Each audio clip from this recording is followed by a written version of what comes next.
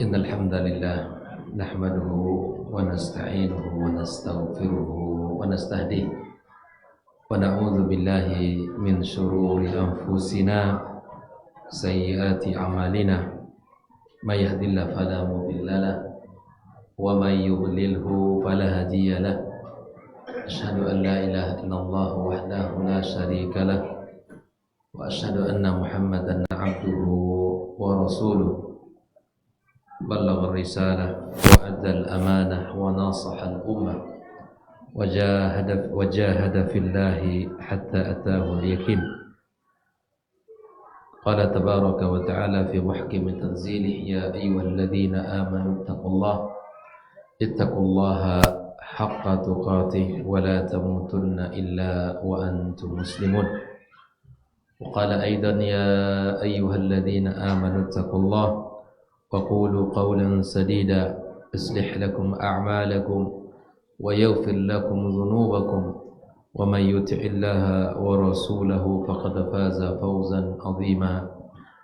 أما بعد فإن أصدق الحديث كتاب الله وخير الهدى هدى نبينا محمد صلى الله عليه وسلم وشر الأمور محدثاتها وكل محدثة بدعة وكل بدعة ضلالة وكل ضلالة في النار. أحبتي في الله إخواني وأخواتي في الدين أعزكم الله. Alhamdulillah, kita bersyukur pada Allah Subhanahu wa taala. Malam ini kembali Allah pertemukan kita dalam majlis tafsir kita. Malam ini adalah malam yang kita akan menyelesaikan surat terakhir daripada juz 30, yaitu surat yang ke-114, Suratul Nas. Mudah-mudahan Allah Subhanahu wa taala bukakan hati kita, Allah berikan pemahaman yang benar dan semangat untuk mengamalkan ilmu yang kita pelajari. Salawat dan salam untuk Nabi kita yang mulia sallallahu alaihi wasallam. Allahumma salli wa sallim wa barik ala Muhammad. Semoga kita semua mendapatkan izin dari Allah Azza wa Jalla untuk mendapatkan syafaatnya dari Nabi kita alaihi salatu wassalam. Dan kita juga berharap kita dikumpulkan bersamanya ya, di hari kiamat di tempat yang paling mulia di sisi Allah Subhanahu wa taala dalam surga Allah Azza wa Jalla. Naam, ya, Suratul Nas, ya, surat An-Nas, dia turun setelah surat Al-Falaq. Ya. Disebut dengan surat Al-Mu'awwidzah Ats-Tsaniyah. Surat ini kalau di sisi turun setelah surat Al-Falaq, surat 113. Dan surat An-Nas merupakan surat terakhir dalam urutan mushaf, ya, 114. Di mana dinamakan juga dengan surat Al-Mu'awwidzah Ats-Tsaniyah, surat perlindungan yang kedua. Kalau digabungkan dia dengan surat Al-Falaq disebut dengan Al-Mu'awwidzatan atau Mu'awwidzataini. Kalau digabungkan disebut dengan Al-Mu'awwidzataini, surat permohonan perlindungan, surat Al-Falaq dan surat An-Nas. Nah, kedua surat itu merupakan surat yang dibaca di dalamnya terdapat perlindungan, meminta dan memohon perlindungan kepada Allah Azza wa Jalla. Bahkan surat Al-Falaq dan An-Nas kalau ditambah dengan surat Al-Ikhlas, itu banyak sekali riwayat yang menyebutkan bahwa Nabi SAW membacanya. Di antaranya adalah setelah salat dibaca Al-Ikhlas, Al-Falaq dan An-Nas. Setelah itu dibaca juga apa? Setelah ketika zikir pagi dan sore. Juga terdapat hadis yang menyebutkan bahwa Nabi kita SAW juga membaca ketiga surat ini. Setelah itu kapan lagi?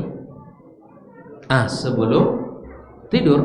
Nah, kita juga disunahkan untuk membaca ya hadhihi as-suwar, ketiga surat ini, ya, Al-Ikhlas, Al-Falaq dan An-Nas. Subhanallah. Jadi ini surat yang menunjukkan keutamaan yang sangat luar biasa, dan Nabi SAW membacanya dan merutinkannya.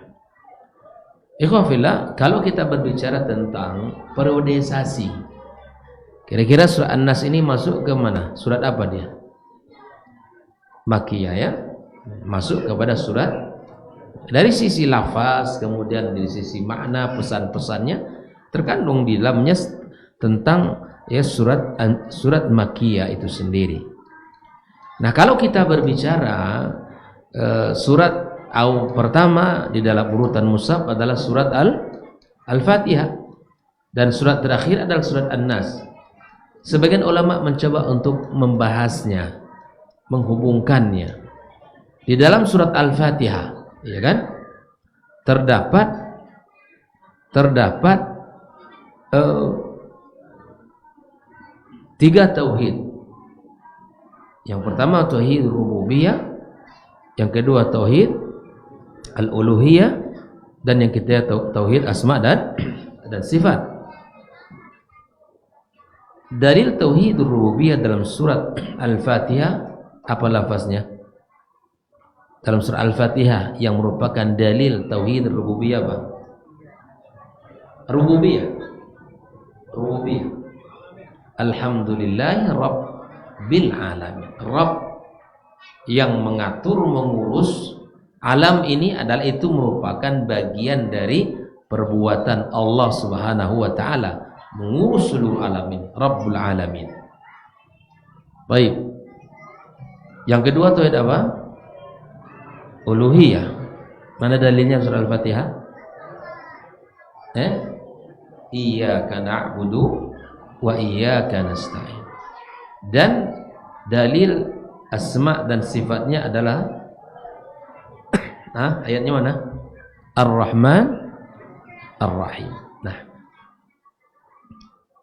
para ulama menyebutkan di dalam surat An-Nas juga disebutkan di sini tentang beberapa jenis tauhid, ya. Di antaranya tauhid rububiyah dan tauhid al-uluhiyah. Ini yang pertama. Korelasi yang kedua, bahwa inti daripada seluruh surat dalam Al-Quranul Karim itu ada pada surat Al-Fatihah. Dan inti dari surat Al-Fatihah itu apa? Ayat yang berbunyi Iyyaka na'budu wa iyyaka nasta'in. Bahwa poros dari apa seluruh yang diinginkan Allah, kita menjadi hambanya. Kita menjadi orang yang menyerahkan ibadah kita seutuhnya kepada Allah. Maka kaitan dengan surat An-Nas, bahwa sesungguhnya ketaatan kita dan ibadah kita kepada Allah Azza wa Jalla adalah sangat kait eratannya dengan hati kita. Kait hubungannya sangat kuat hubungannya dengan hati kita ini. Maka dengan apa yang ada di hati kita, ya keikhlasannya, kemudian seluruhnya, maka terkadang ibadah kita terganggu dikarenakan gangguan-gangguan syaitan ini. Maka di dalam kedua surat ini terdapat apa? Terdapat ada kaitan dari sisi ibadahnya. Maka oleh karena itu, dalam surat An-Nas ini Allah Subhanahu wa taala mengajarkan bagaimana cara nabinya untuk meminta perlindungan kepada Allah Subhanahu wa taala. Baik, mari kita lihat. Qul, ya, ini adalah perintah yang Allah sampaikan untuk Nabi kita sallallahu alaihi wasallam, khitabnya kepada Nabi kita. Qul a'udzu birabbin nas. Katakan, wahai Muhammad, aku berlindung birabbin nas. Apa artinya itu? Dengan Rabb manusia yang menjaga, yang memelihara dan mengurusi. Rabb itu adalah, ya, yang menunjukkan bahwa Allah Azza wa Jalla seluruhnya yang punya kuasa. untuk mengatur seluruh alam dan mengatur seluruh makhluk yang ada, termasuk kita manusia. Rabbun Nas. Ya. Makanya di dalam surat An-Nas ini termasuklah yang dibahas tentang sifat-sifat Allah itu. Ada 3. Tentang tarbiyah, di mana Allah Azza wa Jalla mengatur, mengurus seluruhnya, termasuk kita sebagai manusia. Allah yang mengatur, Allah yang memberi rezeki, Allah yang mencukupkan kita semuanya. Dari yang menciptakan kita sampai yang mengatur kita dan sampai mencukupkan seluruh kebutuhan kita. Itu adalah Allah Subhanahu wa taala. Maka di sinilah maknanya qul ayyuhar rasulul karim. Katakan wahai rasul yang mulia, a'udzu, aku memohon, meminta wa altaji'u wa a'tasimu bi rabbin nas. Aku meminta perlindungan, dia harus menyerahkan ibadahnya kepada, baru disebut Islam atau baru disebut Muslim. Kalau hanya sekadar menyatakan kalau Allah adalah yang mencipta dan kembali mengatur, itu sudah benar, tapi belum menjadikan dia hamba Allah yang muslim. Belum. Buktinya apa yang terjadi di kaum kafir Quraisy? Mereka kalau ditanya siapa pencipta langit dan bumi, mereka menjawab Allah. Dan ini dipertentangkan oleh orang yang menyebut bahwa pembagian tauhid ini adalah sesuatu yang perkara yang diada-adakan. Tidak ada di zaman Nabi, dan tidak ada di zaman sahabat, dan tidak ada di zaman tabi dan seterusnya. Kita katakan kepada mereka bahwa ini adalah bagian yang dilakukan oleh para ulama untuk memudahkan kita belajar, dan ini hanya sekadar metode pembelajaran. Kalaupun kita tidak akan membagi kepada 3 ini, nggak ada masalah. Tetapi kita benar dari sisi tauhid rububiyah, benar dari sisi tauhid al-uluhiyah dan asma dan sifat. Karena konsekuensi orang kalau sudah meyakini Allah sebagai pencipta, dia wajib menjadi hambanya. Dia tidak meminta kepada siapa? Kepada selain Allah. Dia tidak tawaf di kuburan. Dia tidak meminta kepada yang mati, tidak meminta kepada jin, tidak meminta kepada dukun, tidak meminta kepada tukang normal, tidak meminta sama siapapun. Makanya Anda kalau sudah meyakini Allah sang pencipta, wajib menjadi hambanya yang tulus dan ikhlas kepada Allah semata. Tidak boleh dicampur adukan. Maka disinilah letaknya ikhwah fillah, terkadang orang tidak mau menerima pembagian tauhid ini karena konsekuensinya berat. Kalau kita telah meyakini Allah sang pencipta, makanya terulama at-tauhidur rububiyyah yastalzim tauhidul uluhiyah. Kalau orang sudah meyakini tauhid rububiyah, maka dia mesti menyerahkan ibadahnya kepada Allah semata. Boleh ya? Baik. Maka di sini disebutkan, wahai Rasul yang mulia, katakan aku berlindung, meminta penjagaan kepada Rabbun Nas, Tuhan manusia. Maka sifat yang bersama adalah diantaranya Rabbun Nas. Lalu disebutkan ila Malikin Nas. Ini yang kedua ya, Malikin Nas. Al-Malik ya, li amrihim wal mutasarrif fi syu'unihim tasarrufan kamilan. Jadi Malikin Nas artinya apa? Raja. Ini masuk ke mana nih? Tauhid yang mana kalau kita klasifikasi ke yang 3 itu? Hah? Ahsan. Masuk kepada tauhid rubu, yang mengatur. Kan tadi dijelaskan, yang mengatur, yang merajai manusia. Ya itu Allah Subhanahu wa taala, masuk kepada tauhid ar-rububiyah. Nah, sebagian ulama mengatakan, kenapa dibahas oleh Allah? Kenapa tidakkah cukup Allah mengatakan qul a'udzu birabbin nas? Ya kan? Dikuatkan lagi Malikin. Sebagian ulama mengatakan karena masih banyak orang menyembah raja Nah, di situ ditakkid oleh Allah, dikuatkan oleh Allah yang merajai manusia itu siapa? Allah Subhanahu wa taala. Ya. Dan dia merupakan bagian dari tauhid rububiyah. Karena masih banyak orang di dunia ini masih menyembah rajanya manusia. Makanya manusia yang menjadi raja masih disembah. Masih banyak orang yang tunduk patuh kepadanya dalam urusan ibadah. Maka kemudian disinilah Allah Subhanahu wa taala menyebutkan sifat yang ketiga, ilahin nas. Ini masuk kepada apa ini? Tauhid al-uluhiyah, yaitu sembahan manusia. Ilahin nas alladhi yadinu lahun nas bil ubudiyyah wal khudu' wat ta'ah li'annahu huwa wahdahu alladhi khalaqahum wa awjadahum fi hadhil hayah wa asbagha 'alaihim minan ni'am ma la yuhsa. Ialah Allah yang wajib untuk kita sembah, menyerahkan, kita serahkan ibadah kita hanya kepada Allah Subhanahu. Makanya ketika kita mengatakan asyhadu an la ilaha illallah wa asyhadu anna muhammadar rasulullah, itu punya makna yang dalam. Ketika kita bersaksi bahwa tiada ilah yang berhak disembah kecuali Allah, wa asyhadu an la ilaha illallah, artinya apa? La ma'buda bihaqqin illallah. Itu maknanya. Tidak ada yang berhak disembah kecuali Allah. Bukan tiada Tuhan selain Allah. Jadi di sini ada makna ubudiyah. Penekanan bukan hanya sekadar tiada Tuhan selain Allah, tapi para ulama Ahlussunnah mengatakan la ma'buda bihaqqin illallah. Penekanannya tiada yang berhak disembah kecuali, itu maknanya la ma'buda bihaqqin illallah. Jelas? Jadi ilahin nas. Nah, ketika kita bersaksi bahwa Muhammad adalah utusan Allah, apa konsekuensinya?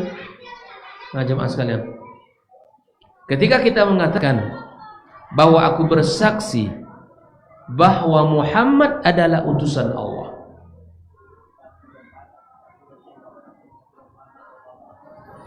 aku bersaksi bahwa Muhammad adalah utusan Allah, apa konsekuensi dari kalimat ini?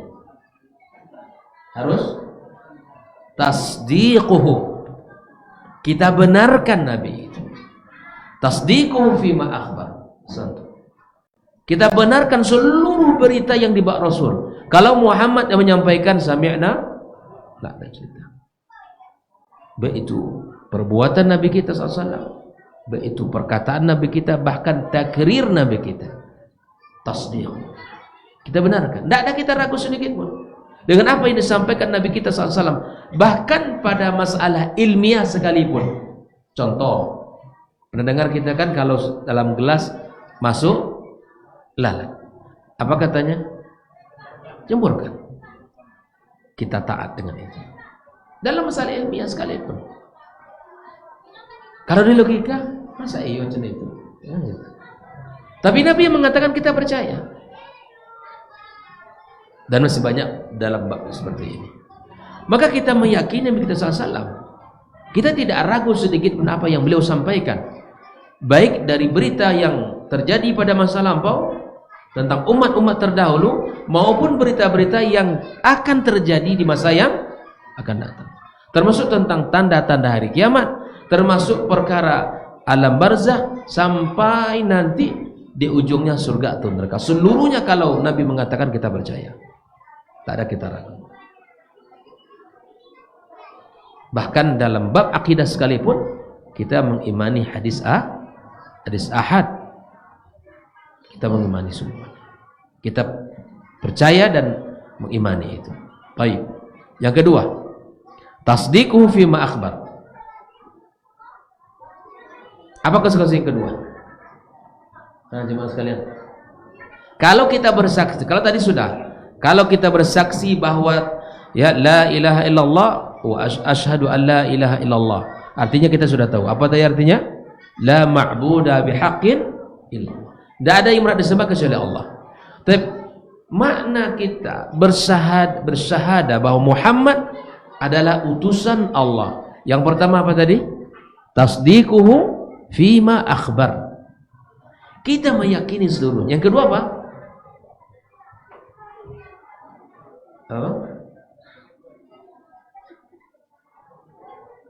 ittiba. Naam. Yang kedua apa? Wa ta'atuhu fima amar. Kita mentaati terhadap seluruh yang diperintahkan. Pertama, ingat baik-baik jemaah. Kita membenarkan. Kita benarkan seluruh beritanya. Yang kedua, kita taati Nabi kita sallallahu alaihi wasallam. Kita taati dengan penuh cinta, dengan penuh kecintaan di hati kita, menjalankan perintah-perintah Nabi kita sallallahu alaihi wasallam. Makanya seseorang tidaklah dianggap beriman sampai dia menjadikan Allah dan Rasulnya di atas, melebihi mencintai atas dirinya. Dan orang kalau sudah menjadikan Allah dan Rasul di atas segala-galanya, dia akan merasakan manisnya iman. Ini yang kedua, mentaati perintahnya. Yang ketiga apa? Mentaati perintah, lawannya apa? Mengikuti larangan, menjauhi larangannya. Wastinabu manahaan. Ingat baik-baik itu jemaah sekalian. Kita jauhi larangannya. Yang keempat apa? Ini sangat penting. Kalau kita betul-betul mencintai Muhammad sallallahu alaihi wasallam dan bersaksi bahwa dia adalah Rasulullah sallallahu alaihi wasallam, maka kata para ulama, wa alla yu'badallah illa bima syara. Tidaklah kita beribadah kepada Allah kecuali atas syariat yang telah diajarkan oleh Nabi kita. Itulah kita ittiba, mengikut Nabi. Tidak boleh kita beribadah sembarangan. Tak boleh kita melakukan ketaatan sembarangan, bukan atas dasar keinginan atau mungkin menurut kita baik dan buruk, atau ini tidak, bukan itu ukurannya. Ukuran ibadah kita kepada Allah adalah apa yang disampaikan oleh Nabi kita sallallahu alaihi wasallam. Wa bada'a subhanahu wa ta'ala bi idhafati nasi ila rabbihim.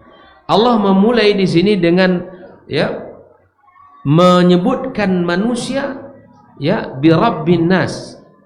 Kenapa? Li'anna ar-rububiyyata min awail ni'amillahi ta'ala ila ibadihi. Kenapa Allah menyebutkan pertama di sini qul a'udzu bi rabbin nas, tidak disebutkan qul a'udzu misalnya bi ilahin nas, karena disebutkan bahwa sesungguhnya ar-rububiyyah, Allah menciptakan dan mengatur, merupakan nikmat yang termasuk nikmat-nikmat yang awal yang Allah berikan kepada kita. Allah ciptakan kita, itu nikmat. Wa thana bi dzikril malik, lalu yang kedua disebutkan bahwa dialah raja. Li'annahu innama yudriku dzalika ba'da ayyasira aqilan mudrikan. Wa khatama bil idafati ila al-uluhiyyah, barulah ketiga disebut tentang al-uluhiyyah, karena sesungguhnya manusia setelah dia mengetahui, setelah dia belajar, maka yang berhak disembah itu hanya. Situlah letak kenapa Allah menyebutkan, diawali dengan penyebutan Rabbin Nas, bukan Ilahin Nas, karena memang penciptaan itu merupakan nikmat yang sungguh sangat luar biasa. Kalau kita sudah tahu yang menciptakan, yang mencukupkan, memberi, menghidupkan kita, tentu kita tidak akan serahkan ketaatan kita kepada yang mustahil. Seseorang ada dia digaji oleh seseorang, diberikan segala fasilitas, diberikan seluruh kemudahan-kemudahan, bahkan tinggal di rumah orang itu, tapi dia bekerja di tempat lain. Kira-kira ridho enggak orang tuh? Enggak mungkin. Orang yang memberikan kepadanya, kan ada orang terkadang di dalam hidup ini frustasi dia, ketemu dengan seseorang, ini banyak ini dalam kehidupannya kan, yang belum halal bagi dia kira itu akan menjadi miliknya, ya kan? Bahkan dikuliahkan, ya kan? Dibiayai hidupnya, dibayarkan kosnya. Kan banyak kisah hidup orang seperti ini. Saya baru tadi dapat juga kisah orang yang mengalami hidup seperti ini, kemudian dia merasa sampai ini nggak mau menikah. Kenapa? Karena putus asa. Ibu hati dia Ustaz. Kenapa pula Ibu bilang? Karena banyak wanita di dunia ini. Rupanya kisahnya panjang. Kata dia lebih sedih dari kisah India Ustaz. Kata dia. Saya bilang kenapa? Nah, rupanya begitulah. Orang yang mungkin tidak memiliki agama yang kuat ya, sehingga apa? Dia ada seseorang ya, dia rasa sudah bisa ya, kemudian dibiayai hidupnya, tempat tinggalnya, bahkan dikasih uang sampai sekolah selesai dikuliahkan. Uang kuliah ada yang bayar. Sudah selesai kuliah, ibarat kita menanam, ya kan? Kita tanam bibitnya, disiram, dipupuk, la buah kan menuai, dituai oleh. Kata dia lebih sedih dari film India Ustaz. Kata dia kehidupan dia. Saya bilang bangkitlah. Ya, bunga tak sekuntum di dunia ini semua. Bangkitlah. Jangan putus asa gara-gara seperti itu. Ya subhanallah. Naliti khafillah, Allah yang menciptakan kita, maka layaknya kita untuk menyerahkan ibadah kita kepadanya. Cobalah ukur ya. Coba ukur. Apapun yang kita lakukan itu semua dari Allah. Pantaskah kita menentangnya?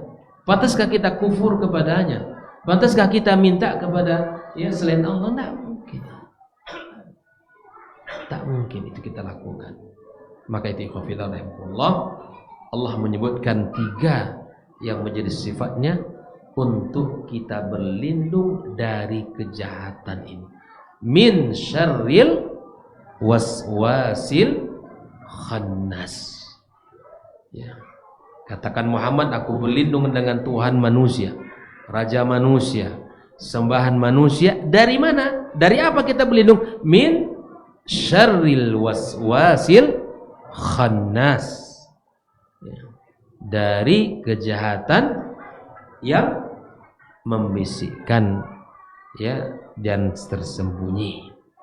Ini al-waswas ini yang luar biasa ini. Ya.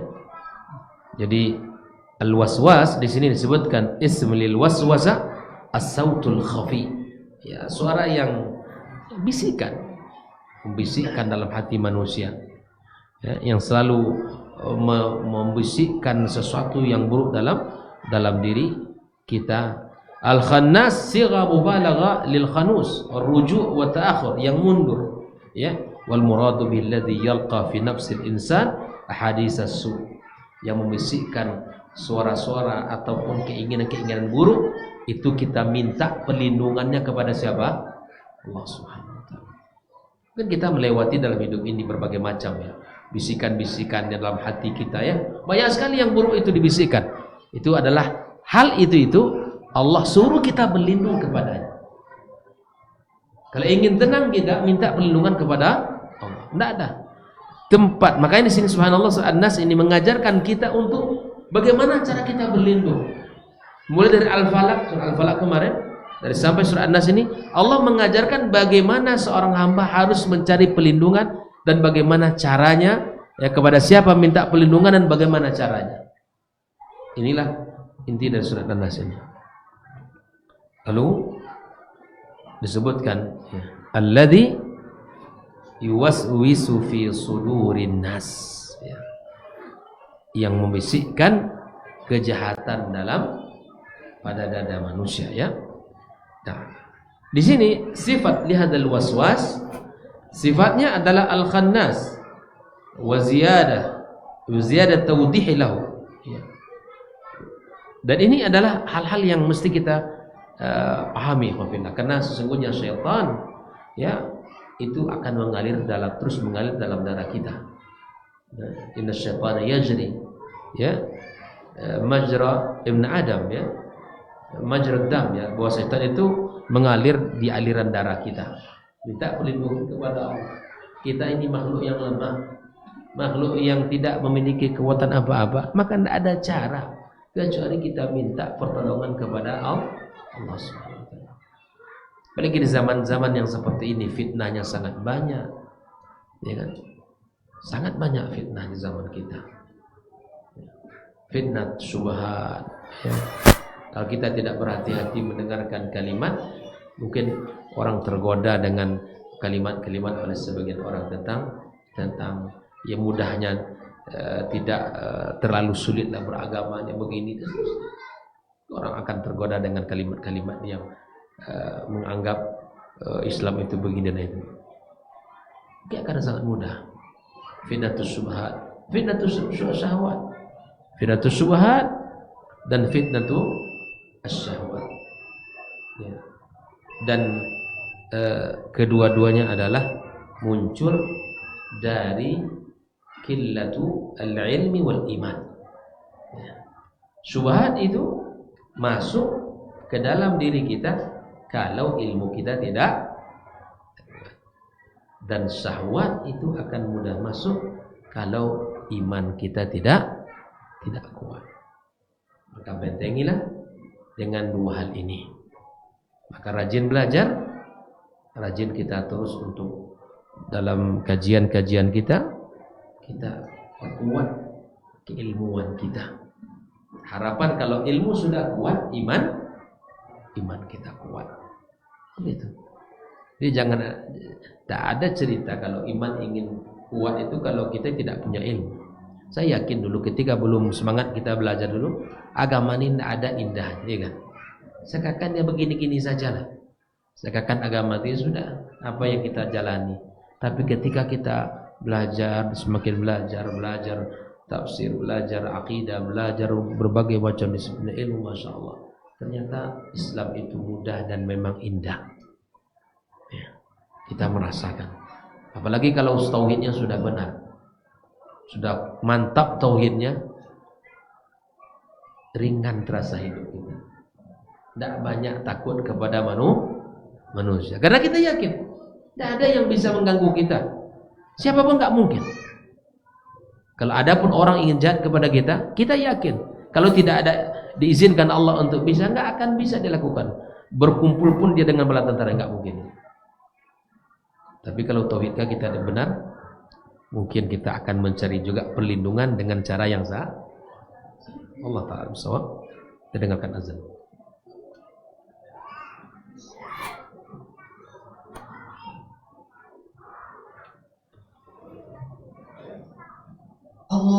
Allahu Akbar, Allahu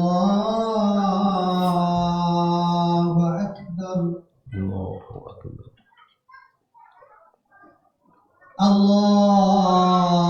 Allahu Akbar, Allahu Akbar. Asyhadu an la ilaha illallah.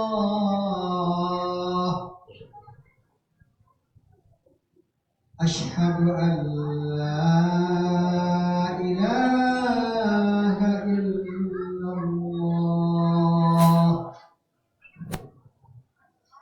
Asyhadu anna Muhammadar Rasulullah.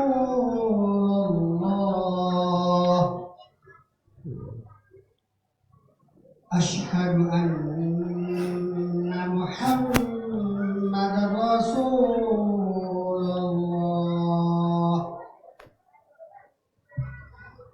Hayya 'alas salah.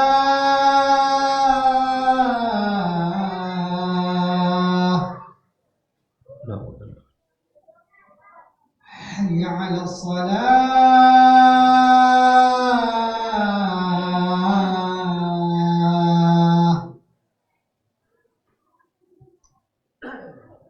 Hayya 'alal falah.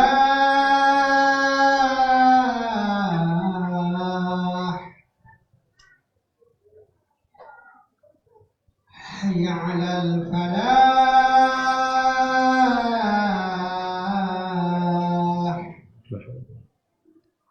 Allahu Akbar, Allahu Akbar. La ilaha illallah.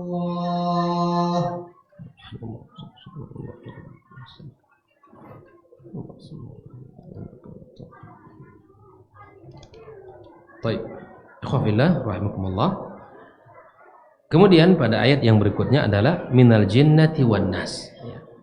Kita minta perlindungan kepada Allah dari kejahatan yang membisikkannya, yang membisikkan kejahatan pada dada manusia dari golongan jin dan manusia.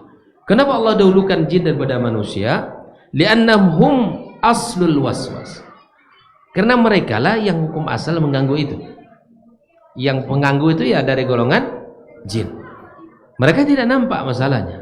Innahu yarakum huwa wa qabiluhu min haitsu la tarunnahum. Mereka lihat kita, tapi kita tidak bisa melihat mereka. Tapi memang ada hikmahnya. Kalau kita lihat mereka mungkin ya, tidak bisa kita tidak merasa nyaman mungkin ya, karena kita melihat mereka dengan bentuk dan segala macamnya kita tidak nyaman. Maka ikhwafillah, disinilah bahwa Allah Subhanahu wa taala mengatakan wa kadzalika ja'alna likulli nabiyyin aduwan syayatinal insi wal jin. Allah jadikan pada setiap nabi itu musuh. Ada dua musuhnya. Syaitan dari golongan jin dan syaitan dari golongan manusia. Ada pun manusia syaitan rupanya ada juga. Manusia syaitan ya. Manusia syaitan. Ya. Jadi dari golongan jin dan ada golongan manusia. Ya, yang mengajak orang berbuat kemungkaran, berbuat maksiat, ya, mengajak orang berbuat dosa atau menyuruh orang untuk selalu ya melakukan sesuatu yang dimurkai Allah. Itulah yang selalu membisik-bisikkan keburukan. Alladzi yuhi ba'dhum ila ba'din zukhrafal qawli ghurura. Selalu memperindah kemaksiatan, keburukan. Dalam kebaikan dia tidak ada nasihat, tapi untuk ngajak keburukan semangat. Ini syaitan dari golongan manusia ini. Hati-hati. Jangan salah pilih kawan. Kalau salah pilih kawan nanti kita diajaknya ya untuk masuk ke dalam ya neraka wal iyadzubillah.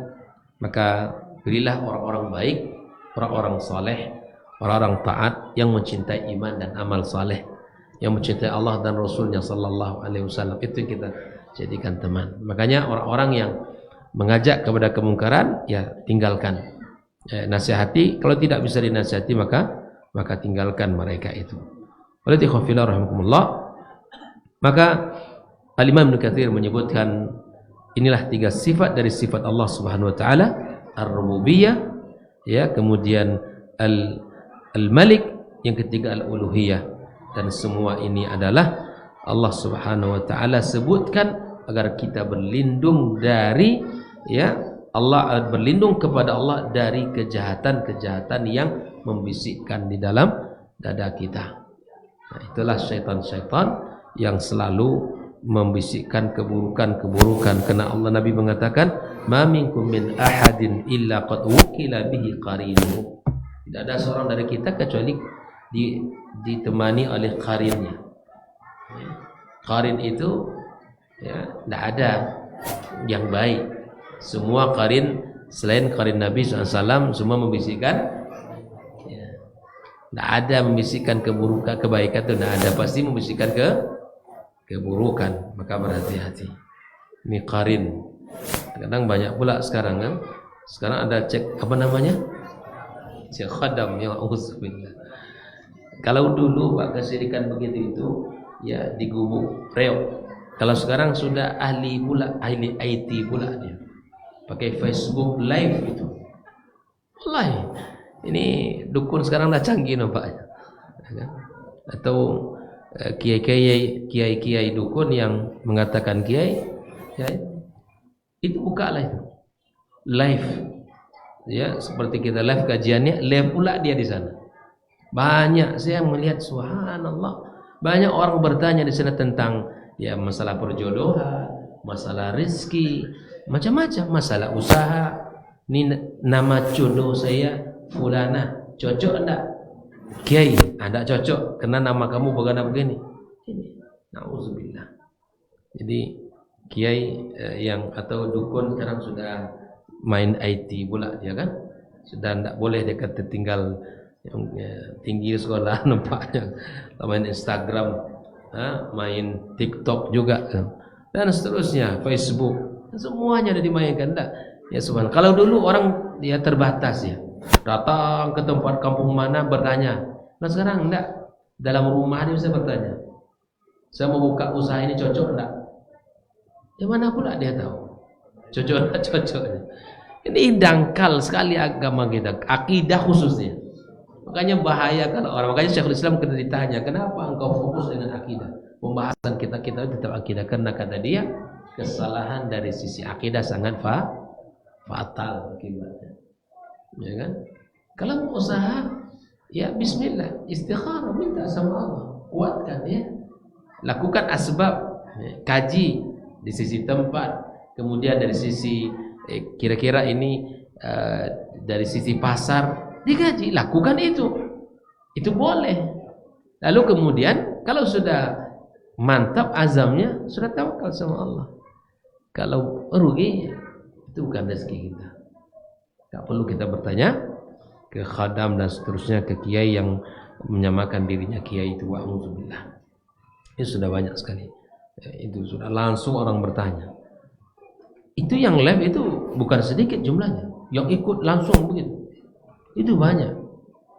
Ini menunjukkan betapa masih dangkalnya akidah umat ini. Masih bisa dikelabui dari sisi itu. Maka kalau kita bertanya, ketemu dengan orang-orang yang memang belum paham akidah dengan benar, itu auzubillah, orang macam-macam dalam obrolannya itu luar biasa. Apalagi hari ini orang pengen kaya dengan cara instan, ya kan? Pak bocoran PPT banyak. Ayo. Ya ini. Kalau orang yang paham dengan agama, kalau dia benar dari sisi akidah, insyaallah dia akan lakukan ikhtiar yang benar, yang sesuai dengan fitrahnya. Dia akan minta terus kepada Allah Azza wa Jalla. Ya. Makanya ada Syekh Abdul Razak pernah menceritakan sebuah ceramahnya tentang seseorang ingin kaya. Ya. Kata dia, saya ingin kaya seperti kamu. Kemudian orang itu mengatakan, baik, aku tunjukkan caranya, tapi kamu lakukan ya semua yang aku sampaikan. Iya. Kamu pergi ke sebuah tempat, ditunjukkan ketika nanti ke sebuah pantai ya, ketika nanti terbenam matahari ya di ufuk barat, maka engkau katakan, kamu panggil fulan. Ternyata iya, muncul. Maka kata dia, pertama kali yang disuruhnya saya untuk lakukan apa? Tinggalkan sholat.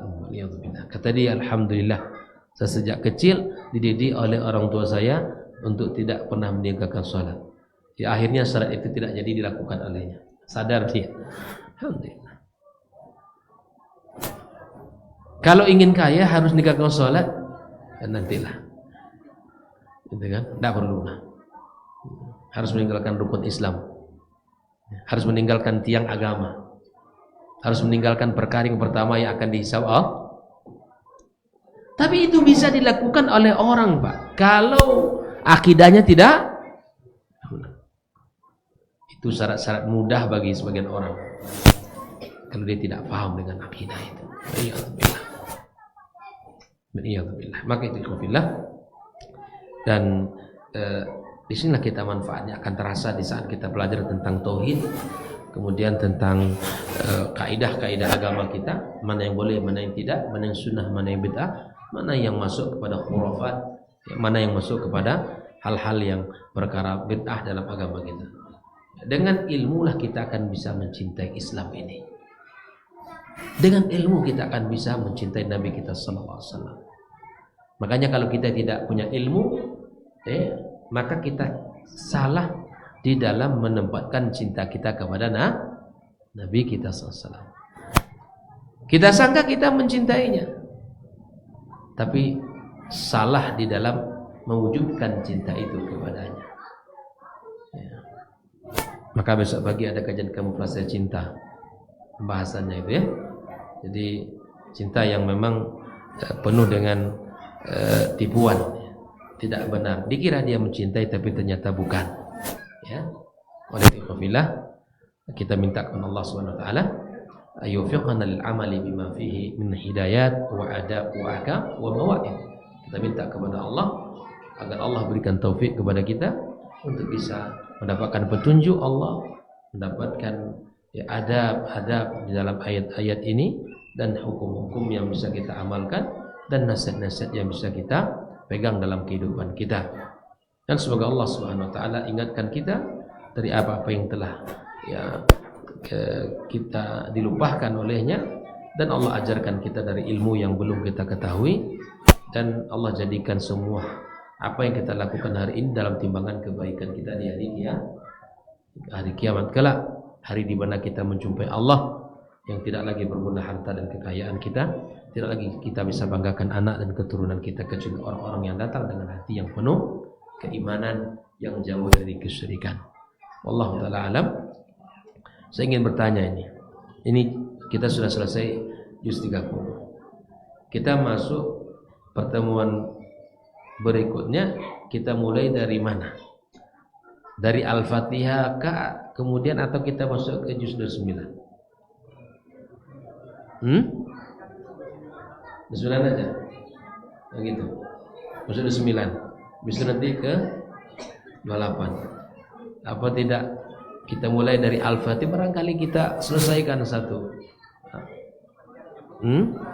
Dari Al-Fatihah, Al-Baqarah, kemudian seterusnya. Iya. Ya, kita belum pernah mencoba seperti itu ya.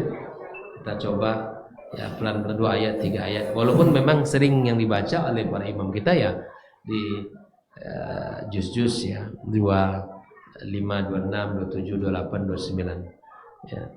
Jadi gimana? Kita dari Al-Fatihah sampai kemudian setelah Al-Baqarah dan seterusnya. Gimana? Gak apa-apa? Baik ya, insyaallah kita akan mulai. Mudah-mudahan ya, selama kita hidup tamat kita kan ya, 30 juz kita pernah kita baca gitu, dan pernah kita pelajari. Ya, mudah-mudahan ayat itu menjadi nasihat bagi kita bersama. Insyaallah kita akan baca dari surah Al-Fatihah dan kita akan terus lanjutkan sampai khatam ya 30 juz. Wallahu taala alam. Wa sallallahu ala nabiyyina wa habibina Muhammadin wa ala alihi washabbihi ajmain. Assalamualaikum warahmatullahi wabarakatuh.